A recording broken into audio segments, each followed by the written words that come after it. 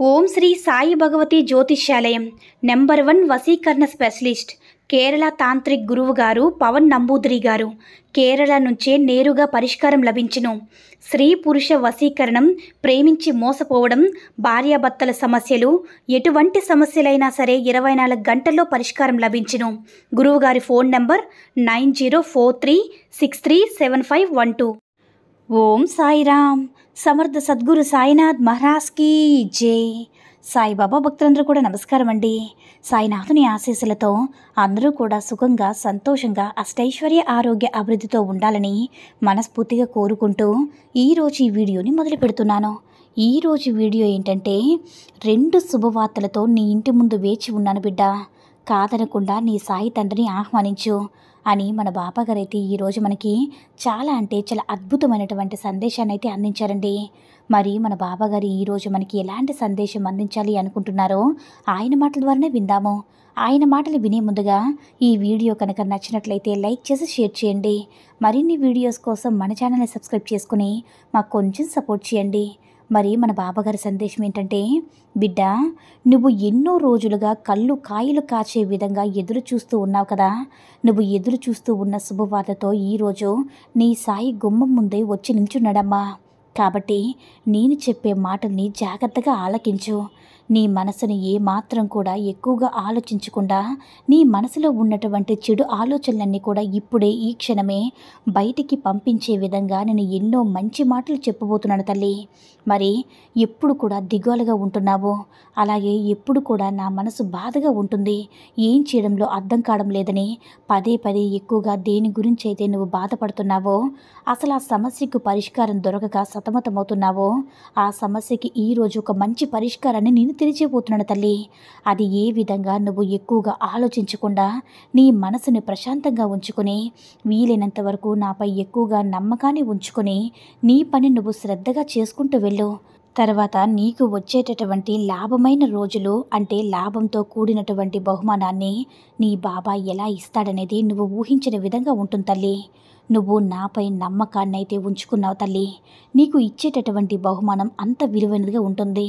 కాబట్టి అది ధనానికి సంబంధించింది కావచ్చు, లేదంటే ఉద్యోగం కోసం నువ్వు ఎదురు చూసి నీకు ఆ పని జరగడం లేదు, ఎట్టి పరిస్థితుల్లో కూడా ఉద్యోగం వచ్చే అవకాశం లేదని నువ్వు దేని గురించి అయితే నిరాశ చెంది ఉన్నావో, లేదంటే ఏదైనా వ్యాపారం మొదలుపెట్టి ఆ వ్యాపారంలో నీకు లాభం రాక దాని గురించి మనసులో ఏమాత్రం కూడా ప్రశాంతంగా ఉంచుకోకుండా నీకు వచ్చే కోపతాపాలన్నీ కూడా నీ ఇంట్లో వాళ్ళపై ప్రదర్శిస్తూ మనసును దేని గురించి అయితే బాధపడుతున్నావో, ఏ ఆలోచనలతో అయితే ఉన్నావో దాని గురించి కావచ్చు, లేదంటే ఏదైనా సరే ఒక బంధాన్ని దూరం చేసుకుని బాధపడుతూ, బాబా ఈ బంధాన్ని తిరిగి మళ్ళా నాకు ప్రసాదించవయ్యని దేని గురించి అయితే నువ్వు ఏడుస్తూ బాధపడుతున్నావో దాని గురించి కావచ్చు.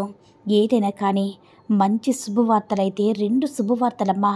బాబా నీకోసం తప్పకుండా నీకోసం ఉంచారు తల్లి, తప్పకుండా విను. కాబట్టి నువ్వే ఆలోచించకుండా ఎక్కువగా మనసులో ఉన్నటువంటి ప్రతికూలమైనటువంటి ఆలోచనలన్నింటి కూడా బయటికి పంపించేసి నీ మనసును నువ్వు నిర్మలంగా ఉంచుకో. నీ బాబాకి అంకితం చేయతల్లి. నీ ఆలోచనలన్నీ కూడా విడిచిపెట్టు. ఆలోచనలే కదా నీ జీవితం ఏదైతే ఉందో ఎక్కువగా ఆలోచిస్తూ ఉంటావు కదమ్మా, అదే నీ జీవితానికి దారి తీస్తుంది. అందుకే చెప్తున్నాను, ఏదైతే నీకు అనవసరమో, ఏదైతే అవసరమో దాని గురించి మాత్రమే ఆలోచించు బిడ్డ. నీ ఆలోచనలు ప్రకాశంగా ఉంటే నీ జీవితం కూడా ప్రకాశవంతంగా ఉంటుంది. కాబట్టి బాగా ఆలోచించు, అనుకూల ఆలోచనలు మాత్రమే చెయ్యు. అప్పుడే ఆనందాన్ని కలిగి ఉంటావు. జీవితంలో జరిగిన వాటి గురించి, కృంగిపోయి ఉన్న వాటి గురించి ఇప్పుడు కూడా బాధపడద్దు తల్లి, దిగులు పడద్దు. నీ సాయి ఎప్పుడు కూడా నీతోనే ఉంటున్నాడని నమ్ము.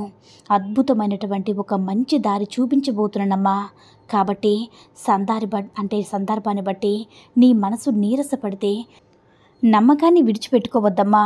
నమ్మకం పోయే పరిస్థితి వచ్చినా కానీ ఆ భగవంతుడు నీ పక్కనే ఉన్నాడని ఒక్క నమ్మకాన్ని కలిగి ఉండు చాలు. అన్నీ కూడా నిన్ను వెతుక్కుంటూ వస్తాయి బిడ్డ.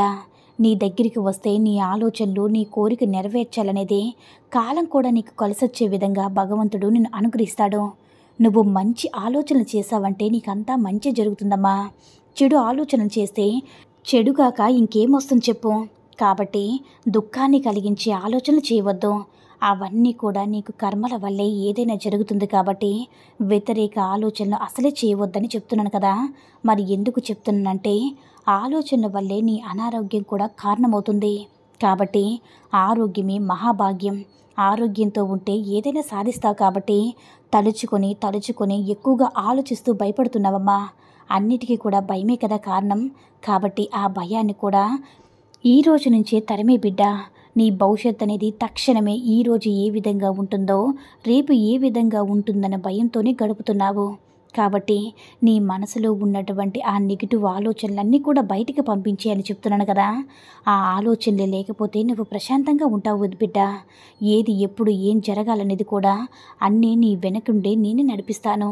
నీకు తెలియదు కాబట్టి రేపు ఎలా ఉంటుందో ఆ తర్వాత ఎలా ఉంటుందో తెలియదు కాబట్టి ముందు నువ్వు దాని గురించి భయపడుతూ ఏవేవో పిచ్చి ఊహలన్నీ కూడా ఊహించుకొని ఇప్పుడు చేయవలసిందంతా కూడా నువ్వు పూర్తిగా పనిచేసావనుకో రేపటి రోజున నీకు భయమంటూ ఉండదు బిడ్డ.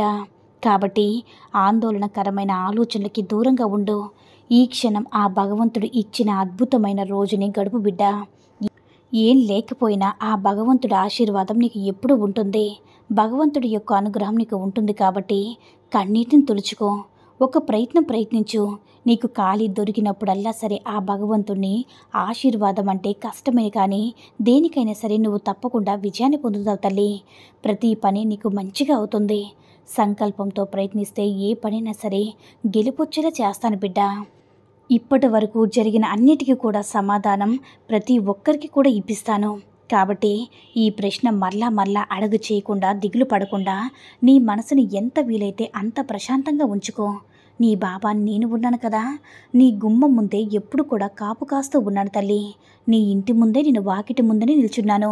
2 శుభవార్తలు నీకు చెప్పాలని నీ వాకిటి ముందే ఏదో ఒక రూపంలో అంటే నీ సాయిగా కాకుండా ఏదో ఒక రూపంలో నీ గుమ్మం ముందే వేచి ఉన్నానమ్మా.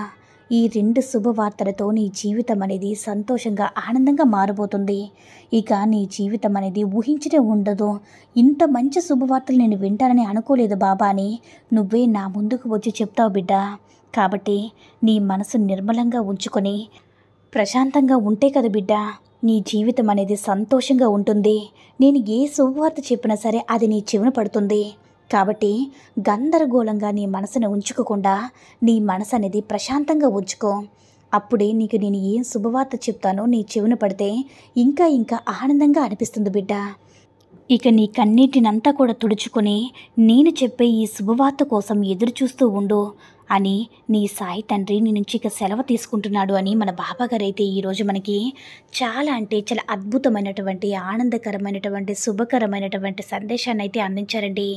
సాయి మహిమల ద్వారా వచ్చిన ఈ సందేశం మీ అందరికీ కూడా నచ్చిందని అనుకుంటున్నాను. ఈ వీడియో కనుక నచ్చినట్లయితే లైక్ చేసి షేర్ చేయండి. మరిన్ని వీడియోస్ కోసం మన ఛానల్ని సబ్స్క్రైబ్ చేసుకొని మాకు కొంచెం సపోర్ట్ చేయండి. సర్వేజన సుఖినో భవంతు. జై సాయిరామ్.